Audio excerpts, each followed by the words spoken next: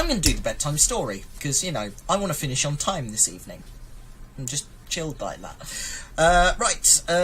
Tonight's bedtime story, our words are communism, eel, obesity, plane, and frond.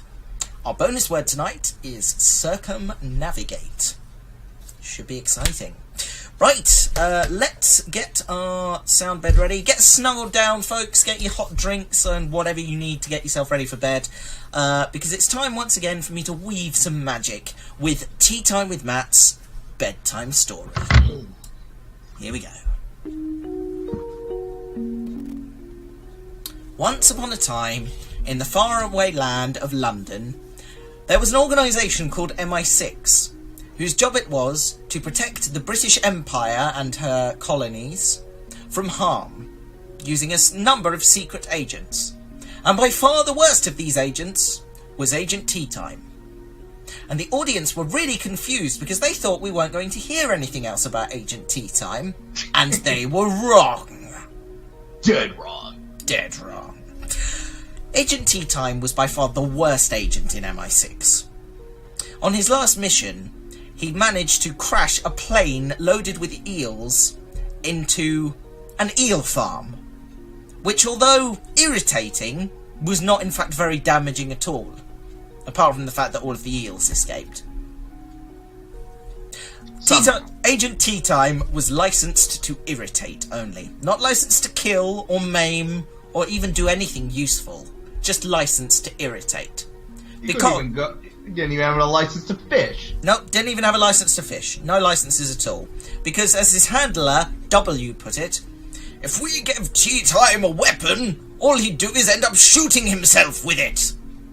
Actually, penny farthing, get Teatime a weapon, stat!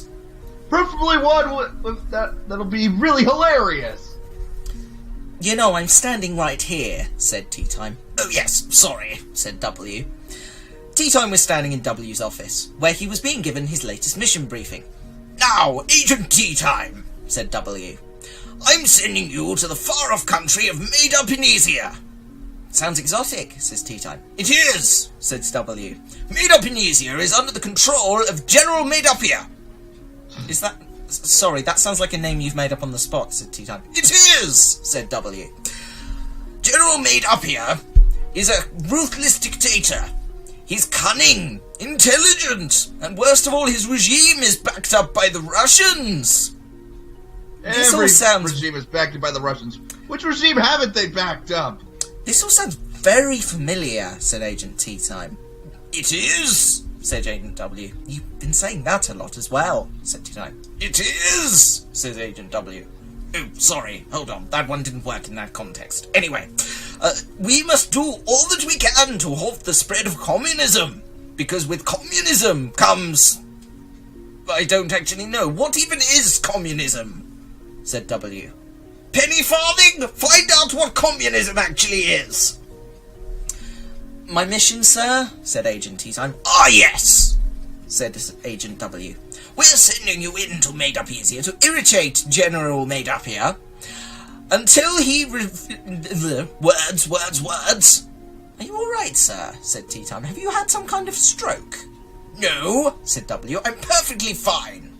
This is only my 15th cup of whiskey of the day. He took a swig. As I was saying, you are to irritate General Made-Upia to the point where he does something so unbelievably stupid the UN will greenlight military intervention and will be able to send good British boots on the ground and take over Made-Up-Inesia and liberate it from the General's grasp.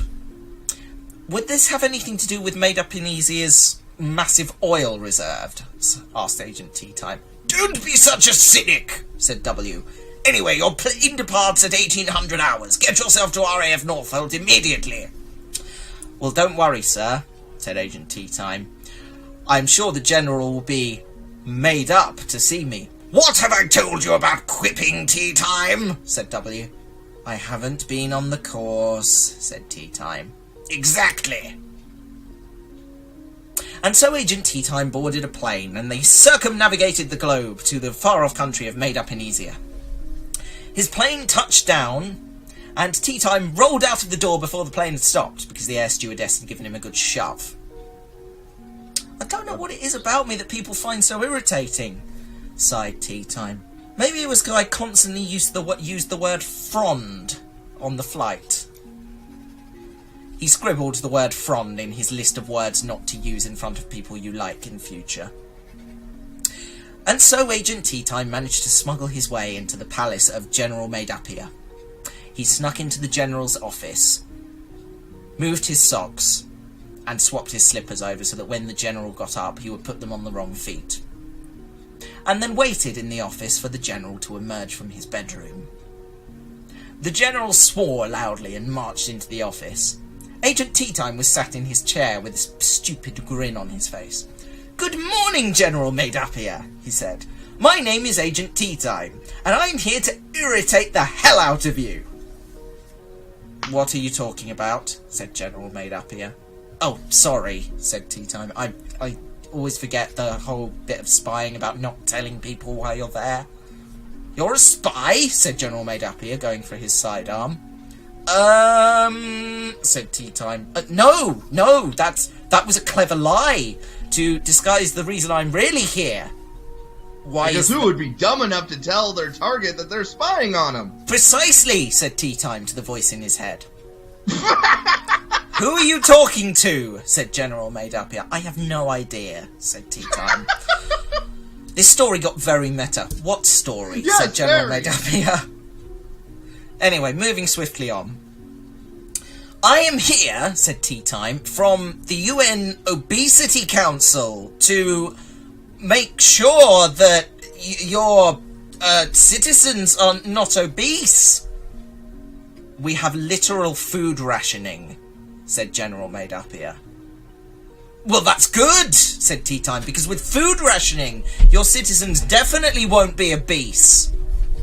"Yes," said General Maidapia. "Now give me one good reason why I shouldn't arrest you and have you thrown in the dungeons." "There's a very simple reason for that," said Teatime. "Because my actual mission was to irritate you so badly that you do something so stupid that the UN will have to greenlight an invasion by the British. At which point we'll then move in, take over your oil reserves, and everything will be fine and dandy, and you'll be deposed, and all of the people will be free, except they'll be under good British oppression now." "Well, that's ridiculous," said General Maidapia. "I thank you for bringing me this information." He picked up the big red phone on his desk. "Prepare the missiles," he said. And so it was that Maidapinisia fired missiles at the United Kingdom, which were easily deflected by our missile defence system. This was an action that was so stupid, the UN immediately greenlit the invasion of Maidapinisia, and British forces landed in the country, took over, and deposed the evil general, and put good old British evil oppression in line instead. The end. Hooray! That was Teatime with Matt's bedtime story, proving that sometimes the most irritating thing you can do is actually tell the truth. What? Yeah, I've no idea where I was going with that either.